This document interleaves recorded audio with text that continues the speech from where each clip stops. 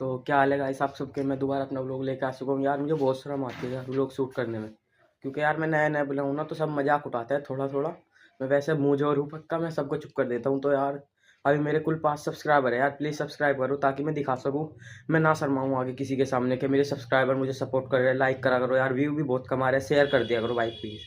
नया नया बनाऊँ यार, उठा दो मेरे को भी, प्लीज़ उठा दो यार, बहुत गरीब आदमी हूँ। मैं काम करता हूँ, मेरी उम्र खाली 14 साल है, 15 साल का होने वाला हूँ, मैं करता हूँ काम।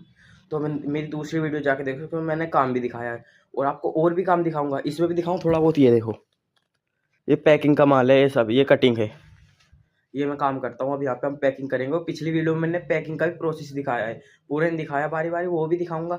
लेकिन यार लाइक सब्सक्राइब आप करते नहीं हो, क्या फ़ायदा। यहाँ पे मजाक उड़ाते हैं सब कि तू वीडियो बनाता है, वो करता है। यार मजाक उड़ाते हैं, उड़ाने दो, बस आप सब्सक्राइब करो तो मैं किसी की मजाक पे ध्यान नहीं दूंगा। मैं बहुत शर्म आ रही है, अभी भी शर्म आ रही है, खिलाऊँ मैं, अभी भी शर्म आ रही है। तो कसम से भाई प्लीज़ कर दिया करो।